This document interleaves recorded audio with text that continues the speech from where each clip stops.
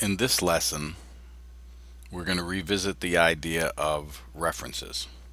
During your work so far, you've declared many object reference variables. Let me give you an example. One class that we have looked at over and over is the Jabberwock class. The details are here. You don't have to write this down. You're pretty familiar with this. We have a constructor for the Jabberwock. When we first instantiated Jabberwock, they're orange, male, and they're hungry.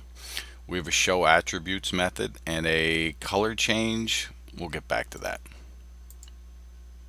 So I'm going to run a test program I have. You'll see I have a main method. I'm instantiating two Jabberwock objects, and I'm just going to say system out print line. Now you know in the Jabberwock class, in the one I just showed you, we don't have a toString method. So, well, let's just see what happens. You can ignore this commented outlines. I'll get back to that. But let's just run this program as it is and see what happens.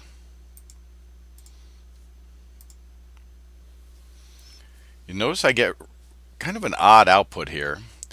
Jabberwock FI, that's the name of the class.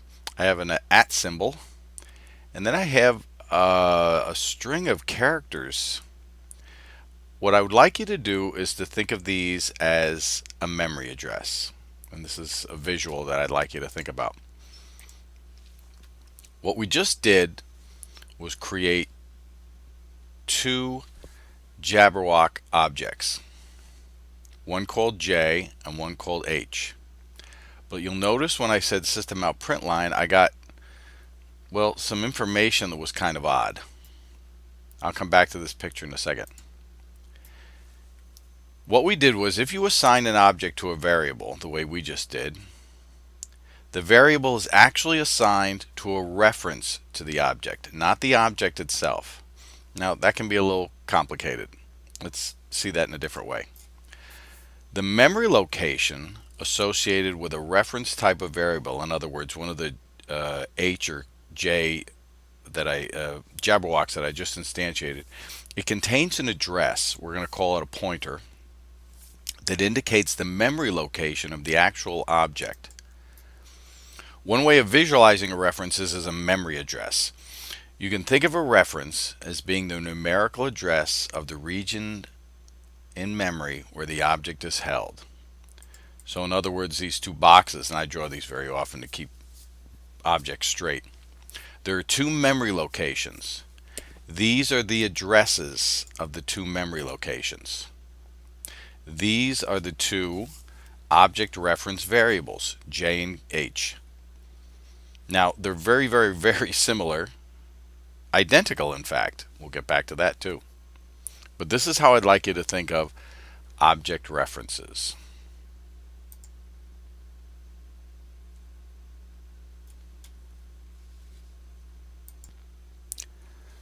Let's go a little farther with this idea. I'm going to bring up my program again. In the Jabberwock test class, I'm going to take one of these lines I just commented out and put it back in. Now, if these were primitive variables, you know that basically H is going to take on the value of J. It's an assignment operator. So if I were to take these two lines, actually I don't have to, I have them right here, don't I? There we go. So let's instantiate these objects. Let's print out their memory locations. Let's perform this operation, and then let's do the same thing again. Let's compile this, no problems, and let's run it again. Now notice when I first created these two objects, they had two different memory locations. Now they have identical memory locations. What just happened is I just gave this memory location two different object variable two different object reference variables, J and H. This is its memory location, but I gave it two object reference variables. You'll notice that there's only ever one unique copy of an object, though there could be several references to it. We're going to talk about the equality operator in just a second, but please check this note. Two or more references, H and J a minute ago, two or more references that refer to the same object are called aliases of each other. In other words, they refer to the same object. I would like you to think of it this way. They refer to the same memory location.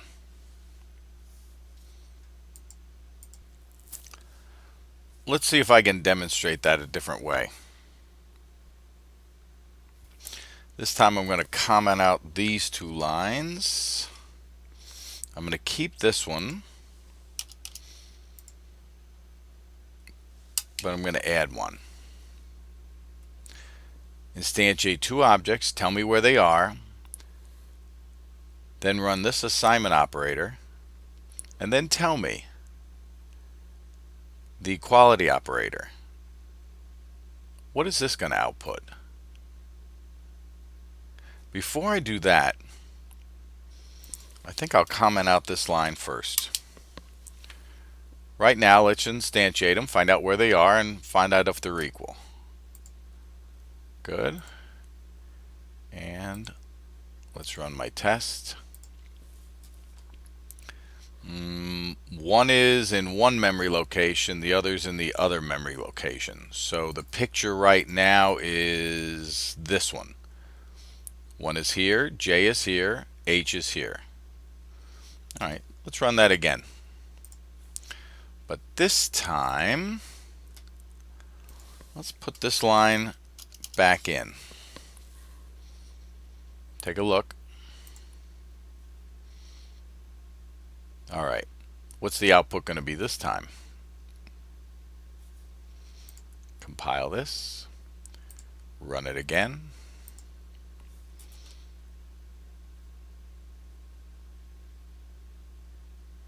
You know what?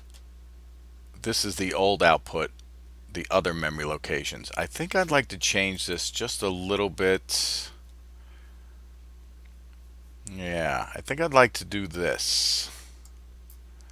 I'm going to copy these lines, and after this line, I want to print the memory locations of J and H again.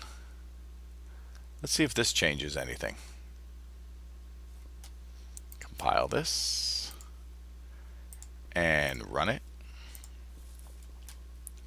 Before they had two different memory locations. Now they have the same memory location. And when I'm asked if they're equal, they are. But something that's going to be a little different now. They're not equal in value. This should have come up true if they were just testing to see if they're equal in value. They're not. They're referring to the same memory location. They're referring to the same object.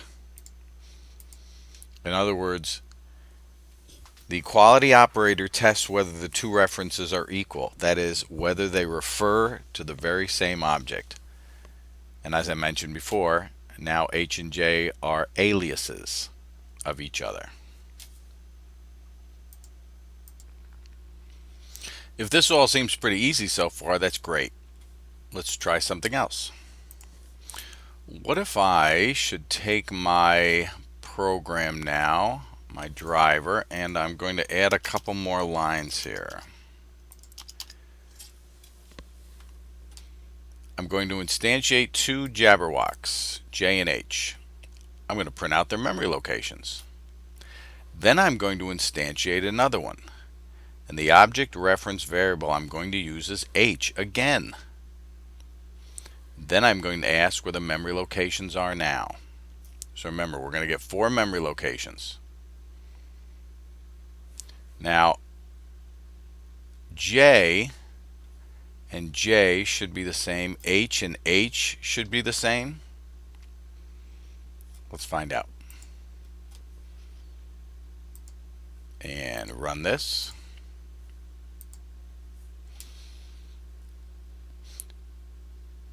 Notice my first one and my third one exactly the same.